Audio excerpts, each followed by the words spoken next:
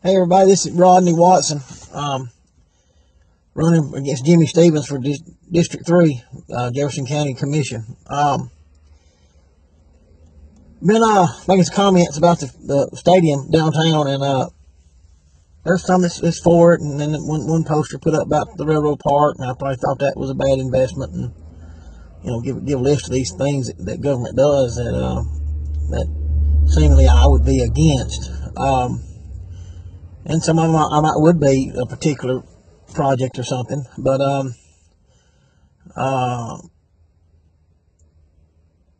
when you claim to be a Republican, you're guided by some principles, and even in life, you have to pick which principles you want to be led by.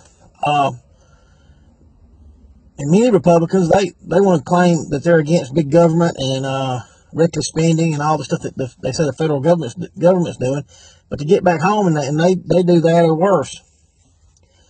Well, let's talk about this stadium.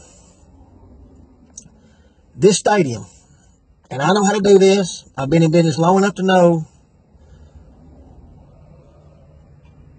and you can read up on it. There's a book out there about stadiums. But when you go to build something as this stadium, or build a convenience store, or building anything, you start with the market first. You start with the demand. And you try to pick who your customer is going to be. All right?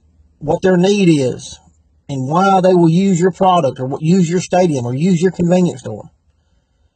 And along these lines, a lot of times you're looking for something proprietary that nobody else owns.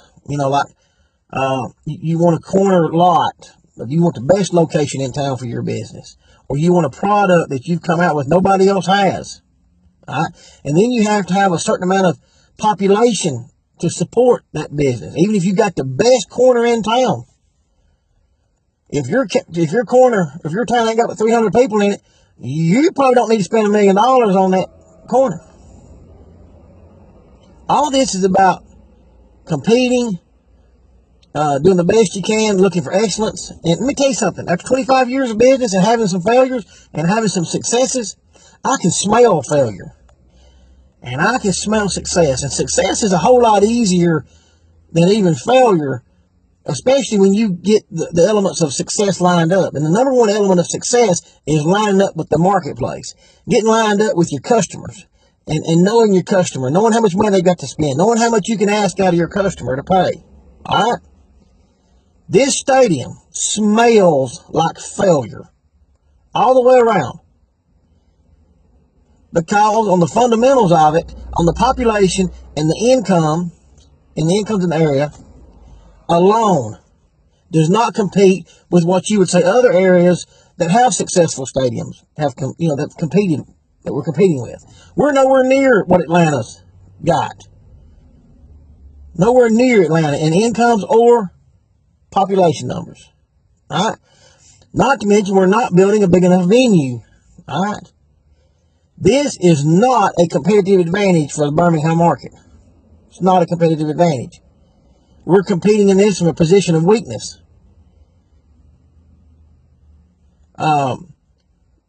Now, I can tell you it's not the role of government to build this. It's not the role of government to go into something that they know does not line up business-wise. You couldn't get a bunch of investors together to invest in this. And this is what I want to tell you, too. I've worked all over the country. All over the country. If there was any money in this stadium right here, private developers would be in on this. I come off of a pipeline, off of the Rover line up on St. Clairsville, Ohio, a $4 billion pipeline. $4 billion. The money is out there if there's money to be made in return. All right? The private sector would invest in this. All right? The problem with government and this type of financing is government and their cronies can go get the taxpayer to pay for it, the taxpayer to absorb all the risk, and hopefully put all the potential profit off on a few. And that's what you've got going on in this stadium. Because if those people that's got the potential to do well off of it had to come up with their own money to put in it, they'd go back to the fundamentals and they'd go, yeah, I better not invest in this. It's easy to get somebody else to invest in your failure. It's a lot harder for you to, put your own money up in a project that all the fundamentals aren't there. And these people know what's going on with this stadium. They're letting the taxpayer absorb the risk, and there's going to be a handful of people benefit from it. And if they don't benefit from it, so what? It didn't cost them nothing. It didn't cost them nothing. It wasn't their money. It wasn't their money. That's the danger of government getting outside of its role of providing basic services.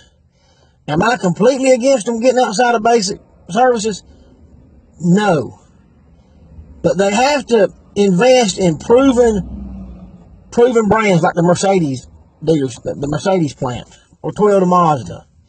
Some would argue that that's not the role of government to help with that. And I can go along with that argument. But if you're going to put taxpayer money into something, go at it from the point of an investor. Go at it from a stand that it's your money. Would you put your money in? And I'm going to tell you right now, I would invest in Mercedes. I would invest in Toyota Mazda. I wouldn't put one red cent in this stadium up here and expect a return out of it. But we're probably all going to end up putting more than a red cent in it before it's over with. Thank you.